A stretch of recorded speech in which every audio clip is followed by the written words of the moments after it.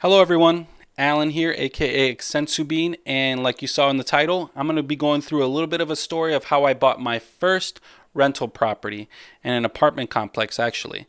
And just before we start the video, be sure to like the video if you truly do like the video, and if you're interested in improving on your wealth, health, and spirit, be sure to subscribe. And if you're into video games and video gaming, we do that here too. So well, without further ado, let's jump right into the video. All right. Well, in this video, like I said, I'm going to go through a little bit of a high-level story, just kind of a broad story. I'm not going to really go into details of how I got this property. And if you do want me to go into more details on some parts of my story, be sure to drop a comment down below and I'll answer your questions as quickly as I can and with another video. But also be sure to stick around to the end of the video, as I'm going to tell you why I chose to go with an apartment complex as opposed to a house or a home, and so yeah, just be sure to stick around for that. So let's just jump right into it. I'm going to break these things down into phases because there was kind of like how I started, learning about money and stuff. And phase one is exactly that. And it was me learning about money. So going through college, I was very dumb with my money. I took out student loans, and I was even using those loans to pay for like video games and, stupid stuff like alcohol and partying and whatnot. And, you can budget for these things, and I didn't have a budget, but you don't need to prioritize it like I did. And I was even spending all money that wasn't even mine. So that's just no bueno. You're living and thinking poor, or at least I was at that time. And then once I graduated with my Bachelor's of Science in Mechanical Engineering with a minor in math, with no experience, I just thought, okay, I have this degree. It's going to be easy to find a job. I'll find a job that pays me a lot of money and then go from there. But it really wasn't. It took me 4 months to find my first job, and I landed this contracted job as a manufacturing engineer in around August. Well, it was actually in the beginning of August of 2019. So about 6 months after having that job, it was around February, I kind of felt stuck. I'm like, okay, I'm making good money. I'm paying off my student loans.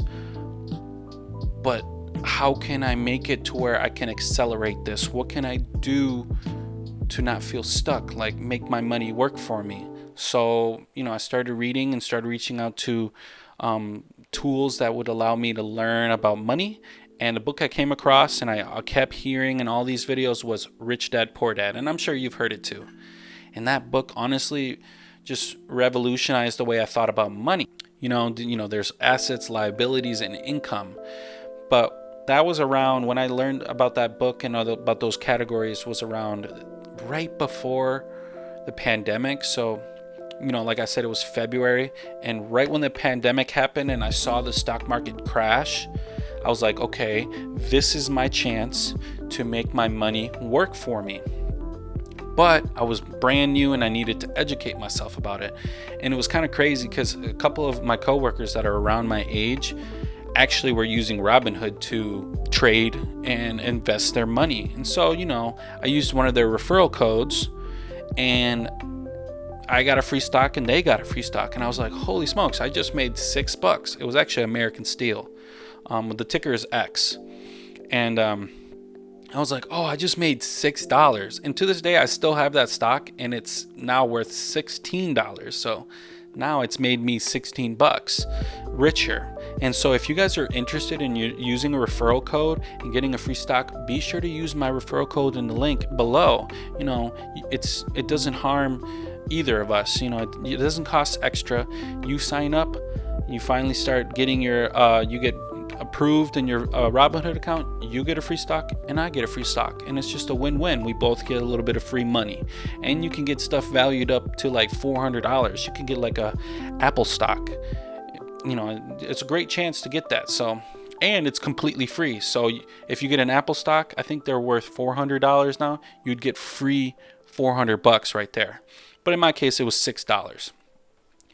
But going back to the story, I got that free stock and I was like, okay, I'm still very new. I don't really know what to do. So I needed to learn more. And so I learned about day trading. And I was just trying to make a little bit of money, and it honestly was costing me more money. And so I thought about Morgan, and Morgan's my girlfriend. She always preaches delayed gratification. So I ended up reframing my whole thought process of investing. Like, what are my goals? And I was like, my goal is to put money aside, save money, so I can retire earlier. And I want to make my money work for me. So I started doing long-term investments. If the stock would go down, I wouldn't get emotional and sell it. I would buy more, and then it would go back up. And then I would wait, and it would drop, and I would buy more. And so then I remember one day in the whole process of investing and stuff, it was like one morning I woke up, and I looked at my Robinhood account, and I was like, wow, I just made $100 while I was sleeping. And right then I just got hooked. And that's when I started learning more and more about money. And that was pretty much the end of phase one. And then now to this day, because I jumped in at the bottom of the market in March when Corona happened and the stock market crashed, to this day I've made an extra $5,000. And I've only invested $3,000 into it. I've invested more, but I put some of it into the property. You'll figure it, you'll hear about it later in the story. So that was phase one. I started learning about money. Phase two, in the process of me learning about money, one thing that kept coming back from all these rich investors, they kept saying, invest in real estate. And it was crazy. It was kind of like a sign almost, because I was watching The Office, and even Joe Bennett in The Office said, invest in real estate. She actually said, I don't like to tell a man what to do with his money, but if you ain't investing in property, then you're dumber than a dummy. And I was like, oh my gosh, that's it. I need to find a property. So that settled it. Started looking. I was looking for houses, apartments, condos, for whatever, even, for you to smash that like button. If you stick to the end of the video, I'll tell you why I bought an apartment. You obviously know that I bought an apartment complex, but if you stick around, I'll tell you exactly why. Then it was phase three. I was like, while looking for real estate, I started looking as to what I needed in order to buy property. I needed a job, something to finance my investment. I needed a down payment. I needed a pre-approval letter. And the big thing was I needed good credit. More than just those things, but that's for a later video, or if you guys want to know, just comment down below. And if you're interested in me making a video about this stuff of what I needed for an investment property, comment below.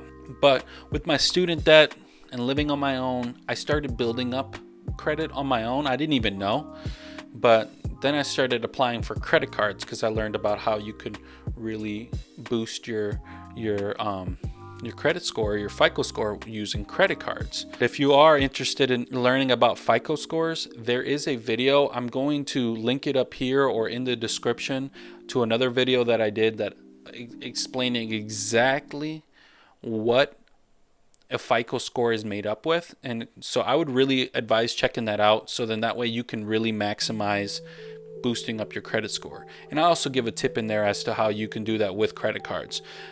But back to the story, I started applying to several credit cards. And, be careful doing this because that could affect your score with all these soft pulls. I explained that in the video. If you, on the upper left, if you clicked on it, go check that out. How that can affect your credit score. But I started applying to all these credit scores, but with the pandemic going on, it was a little bit tough because so many people were applying to get credit because they lost their job. But luckily I was able to get 2 cards with no annual fees. Pro tip, make sure you get a card that it doesn't cost $20 a year for maintenance, whatever. Just make sure you get no annual fees on your credit cards. And my 2 cards were with my bank, Huntington Bank, which is the voice credit card, and American Express with the blue cash everyday card. And then using those cards, I would make a little expenses and pay it off and yada yada yada. I was then finally able to go to a lender and get pre-approved for a $215,000 loan.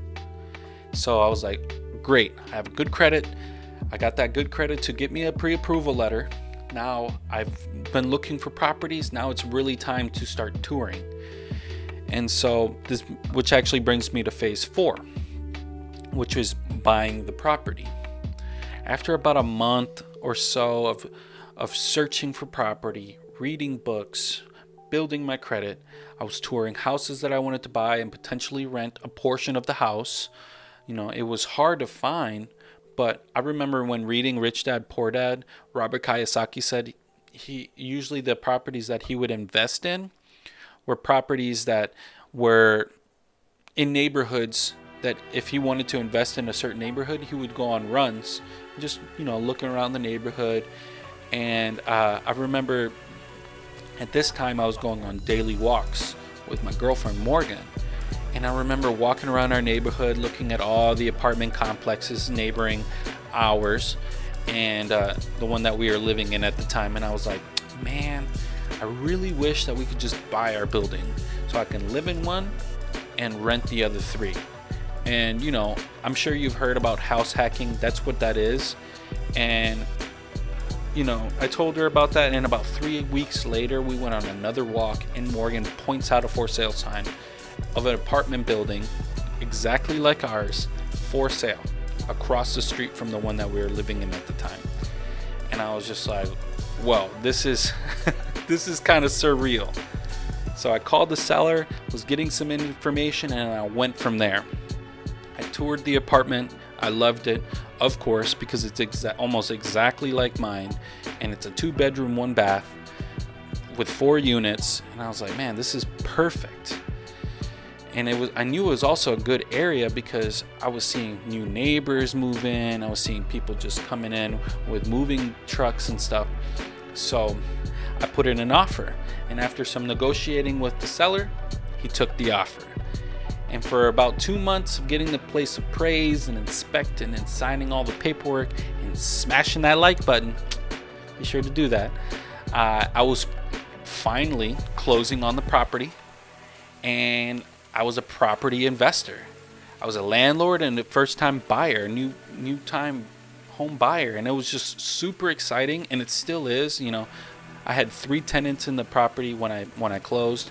I'm in the process of renting out the 4th, and it's just crazy to me. Like, just this week, I got paid for all their rent, and now the mortgage is already covered, and I got a little bit of money afterwards to save up for maintenance costs and stuff. So it's just really surreal, and I can't believe that it happened. And it was only after 18 months. I closed in November. It was 18 months after. This is where I'm going to tell you why I decided to go with an apartment complex as opposed to a house. You know, I'm aware that houses, you know, you can have equity build up as the house, as you know, as the term of your mortgage goes through, and how you can do a cash out refinance of your property so then you can tap into that equity and buy more property. But I thought about how I can lower my liabilities, and my biggest liabilities at this moment are my student loans and my rent. So I just thought with house hacking, that would be the best way to jump into the real estate game, learn how to be a landlord, and by being a landlord, I could also save $700 a month with my rent, because that's roughly around what my rent is right now and what I could rent those 4 apartments for. And you know, I can move in one, rent the other 3, and the mortgage would be covered, or I could rent the 4th and live in my current apartment and be good to go. Either way, I was just like, this is a way better deal. It would just take that living expense for paying for rent or a mortgage just off my plate. And so I just was pretty excited about that. And with all this being said, This is why I decided to go with an apartment complex instead of a house. It allows me to rent it out. The apartment already had tenants. It would have been an asset and not a liability because there's no money being taken out of my pocket like rent. But you know, renting does have its perks, but also not having the liability of having a whole mortgage of a house on my shoulders and then trying to convert the house to a half apartment, or okay, I want to rent this room, so I got to share a kitchen with a roommate and stuff. You know, there are some downsides. I don't have a garage or anything, which is pretty sad, but you know, those are things that I'm working around to save money on my rent. And if I would have just bought a house and had that mortgage just hanging over my head and having money come out of my pocket, in my book, it's a bad investment. So it's been my first month being a landlord. I just got around $1,700 added to my bank account from my real estate, semi-passively. And it's just super exciting. I'm excited to grow as this journey continues and I proceed to build my real estate business, because I want to be wealthy, not rich. And remember, rich is being measured by money and wealth is being measured by time. And so I just want to have more time to spend with Morgan and my family and to take vacations when I want, because now my passive income streams are taking care of my liabilities, whether it be rent, you know, food, gas, all that stuff. But yeah, this is my story of how I bought a rental property 18 months after graduating college. It was hard. It took some reframing of my mind and a lot of reading and watching videos and learning how to invest and all that stuff, but it's totally worth it.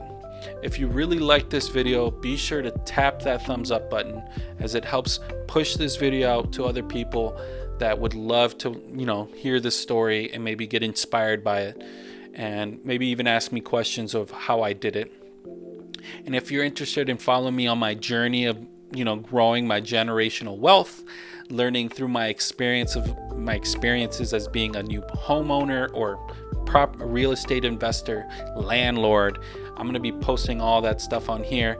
Be sure to tickle that subscribe button to do just that. And also, I know I've been saying it a lot, but comment down below if you have any questions, you have any advice. You know, it's a free way to support the video, you know, by liking, commenting, and subscribing. And it helps, like I said, it helps push that video out. But yeah, guys, comment down below. You know, you can congratulate me. You can tell me I was dumb, I should have bought a house. I don't know. I'm open to anybody's advice. And also be sure to check out the video description, as there's cool stuff to buy off of Amazon, like this microphone that you're listening to, my webcam, some components of my gaming setup and YouTube streaming setup that you can buy. And then, you know, you get what you want. I get a little small commission off of it, and it helps support the channel. But if you can't do that, if you don't want to do that, just like the video, comment, and subscribe. You know, also, like I said, check out that Robinhood referral code. And that's enough about me. I look forward to hearing from you guys in the comment section, and I'll see you guys in the next one. Bye-bye.